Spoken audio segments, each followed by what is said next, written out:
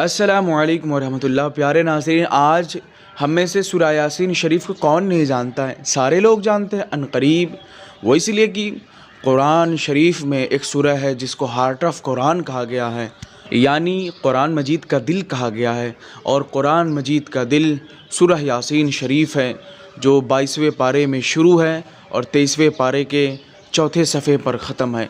सूरह यासीन शरीफ की अपनी अलग ही फ़जीलत मिलती है हदीस पाक में, और इसकी इतनी बड़ी बड़ी फ़जीलत मैं आपको क्या बताऊं। बहुत सारी हदीस पाक आती हैं, लेकिन मैं आपके सामने अगर एक हदीस पाक रखूं तो इंशाअल्लाह इस हदीस पाक को आप सुनकर और समझेंगे तो आपको मालूम चल जाएगा इस हदीस पाक की फ़जीलत क्या है और इसकी कमालात क्या है।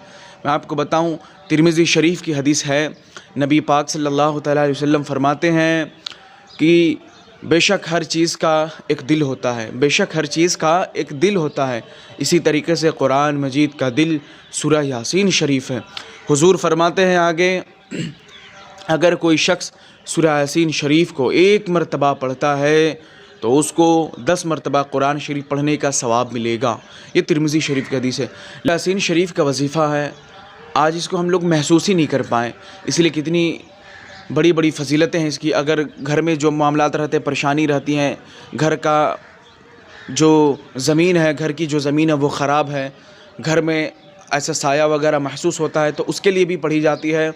सूरह बकरा भी पढ़ी जाती है, सूरह यासीन शरीफ भी पढ़ी जाती है। 40 दिन अराउंड या 21 दिन, ये 2 प्रोसेस किया जाता है। उन्हीं में से एक सूरह यासीन शरीफ भी है। सूरह यासीन शरीफ को भी पढ़ा जाता है, इसलिए कि कुरान मजीद का दिल सूरह यासीन शरीफ है, जिसे हार्ट ऑफ कुरान कहा गया है। इसका जो वजीफ़ा है बड़ा नॉर्मल सा है, पढ़ने में वक्त तो लगेगा, इसका इनकार नहीं है, लेकिन इसको भी पढ़ना है नमाजी के बाद।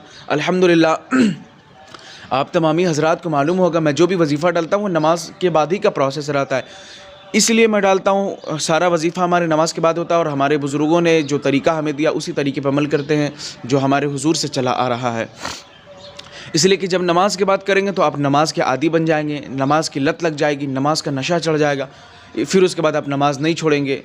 उसके बाद आपको नमाज से ऐसी मोहब्बत हो जाएगी, आप नमाज से जुदा होना पसंद नहीं करेंगे। अगर एक वक्त की भी छूटेगी तो आपके अंदर आपको बहुत तकलीफ़ होगी कि नमाज कैसे छूट गई, आप रोएंगे, गिड़गिड़ाएंगे रब की बारगाह में।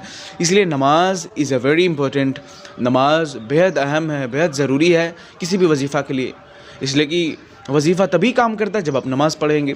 बहरहाल अब इसका प्रोसेस समझ लिया जाए ताकि आपका भी वक्त ज़ाया ना हो और मेरा भी वक्त ना हो। इसका प्रोसेस काफ़ी आसान है, पहले के तरीक़ों की तरह ये भी इंशाअल्लाह उसी तरीके पर अमल किया जाएगा। आपको मालूम होगा, अगर आप हमारे चैनल से कुरान और सुन्नत की रोशनी में वजीफ़ा देखते हैं तो आपको मालूम होगा ये जो वजीफ़ा करना है, सबसे बेस्ट वक्त, सबसे अच्छा वक्त जो और सबसे सुनहरा वक्त जो होता है वो है फजर बाद। आप सबको मालूम है, इस बात को हमें बार बार बताने की ज़रूरत ही नहीं है। माशाअल्लाह आप सारे लोग समझदार हैं। फजर बाद है, फजर की नमाज़ पढ़ के जैसे ही फारिग होंगे उसी वक्त कुरान शरीफ लेके बैठिए, कम से कम 21 मरतबा, 51 मरतबा, इन दोनों में से एक कोई फ़िक्स कर लीजिएगा, आपके लिए जो आसानी महसूस हो, आपको जिस पर कम्फ़र्टेबल और सुकून आफ़ियत महसूस हो। कम से कम मेरे ख़्याल से 51 मरतबा दुरूद पाक की विरद करिए, खराज अक़ीदत पेश करिए, फिर एक मरतबा, ज़्यादा नहीं, सिर्फ़ एक मरतबा सूरह यासीन शरीफ पढ़िए। इसलिए कि सूरह यासीन शरीफ काफ़ी बड़ी है, अराउंड आपको 5.5 सफ़े पर मुश्तमिल है, अनकरीब 6 सफ़ा, तो पढ़ने में आपको आधा घंटा लग जाएगा। अल्हम्दुलिल्लाह हम लोग हाफ़िज़ आलिम हैं तो हम लोग को ज़्यादा नहीं लगता है, मुश्किल से 5 मिनट 4.5 मिनट लग जाता है, तो आपको आधा घंटा लग जाएगा या 20 मिनट। तो दुरूद शरीफ पढ़ने के बाद एक मरतबा सूरह यासीन शरीफ पढ़िए, दिल से एकदम आराम से पढ़िए, कोई जल्दीबाजी नहीं है, एकदम क़िरात के साथ पढ़िए, रुक कर पढ़िए, आराम से, जहाँ आयतें हैं वहाँ रुकिए। एक मरतबा जब आप पढ़ लीजिए तो फिर से आप दुरूद शरीफ पढ़ना होगा, आपको तो मालूम ही होनी चाहिए क्योंकि मैं बारहा बताता हूँ आपको। दुरूद शरीफ फिर पढ़ लीजिए, और पढ़ने के बाद 2 रकात शुक्राने की नफल पढ़िए, 2 रकात फ़ौरन नफल पढ़िए। नफल पढ़ने के बाद जब आप फारिग होंगे सलाम फेर कर, फिर उस वक्त जो आप पढ़े रहेंगे रब की बारगाह में दुआ करिए। जो पढ़े रहेंगे उसकी गलती हो गई, पहले ये दुआ करिए कि मेरे रब, अगर मेरे पढ़ने में, कुरान मुक़द्दस का दिल पढ़ने में, सूरह यासीन शरीफ को पढ़ने में, परवरदिगार अगर गलती हो गई मुझसे मौला, लफ्ज़न या ख़तन हो गई, मुझे तमाम गलतियों को माफ़ फरमा और हमारी पढ़ने का सवाब और हमारी टूटी फूटी का सवाब अपनी बारगाह में कबूल मकबूल अता फरमा। इसलिए कि हम गुनाहगार सियाहकार बंदे हैं, लेकिन हम अल्लाह रब्बुल इज़्ज़त के ही बंदे हैं और हम अपने रब से ही तो मांगेंगे, और हुजूर का वसीला ज़रूर लगाएं। ठीक, तो आप दुआ मांगें रब से, और जो भी आपके जहन में बातें चल रही हों, जिन जिन बातों को आप चुन कर रखे हैं, पहले से सोच कर रखें, उन बातों को रब की बारगाह में पेश करिए, अपने रब को बताइए, अपने रब को सुनाइए अपने हाल को। इंशाअल्लाह अल्लाह रब्बुल इज़्ज़त के फ़ज़ल व करम से वो दुनिया की कोई भी ऐसी परेशानी ना हो जो आपसे हटे ना, इसलिए कि मेरा रब रहीम है, करीम है, करम फरमाता है। आप एक बार करें तो सही दिल से, जिस दिन आप दिल से करेंगे और मांगेंगे इंशाअल्लाह अल्लाह रब्बुल इज़्ज़त आपको अता करेगा। इसलिए कि रब की बारगाह में पहले भी बताया था, देर है अंधेर नहीं है, इस बात को जहन में रखिए। इंशाअल्लाह आपको वो चीज़ें मिलेंगी जो आप मांगेंगे, लेकिन जायज़ होनी चाहिए, इतना जान लीजिए। इसलिए कि जो जायज़ होंगी वही मिलेगी। बस आज के लिए इतना ही।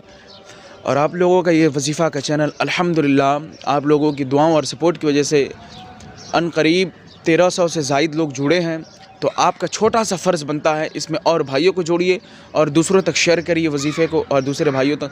इसलिए कि अल्हम्दुलिल्लाह मैं कुरान और हदीस पाक की रोशनी में बताता हूँ वजीफ़ा, या वो वजीफ़ा बताता हूँ जो हमारे बुज़ुर्गों ने हमें दिया, और उस वजीफ़े में भी कुरान की आयतें हदीस पाक होती हैं, और मैं हदीस पाक पहले पेश करता हूँ फिर बयान करता हूँ, ताकि पता चले उसकी फ़जीलत क्या है। बस आज के लिए इतना ही। अब इजाज़त दीजिए, वीडियो ख़त्म की जाए, और सब्सक्राइब कर लें और जुड़ भी जाए, और कमेंट ज़रूर करके बताया करिए ताकि कैसा लगा। तो और अगर बोलने में हमसे कोई गलती हो गई तो अल्लाह रब्बुल इज़्ज़त हमारी गलतियों को माफ़ फरमाए, और आप लोग के वजीफ़े में मज़ीद बरकत और कामयाबी अता फ़रमाए। अस्तग़फ़िरुल्लाह रब्बी मिन कुल्लि ज़ंब, अशहदु अल्ला इलाहा इल्लल्लाह व अशहदु अन्ना मुहम्मदुर रसूलुल्लाह। अस्सलामु अलैकुम व रहमतुल्लाह।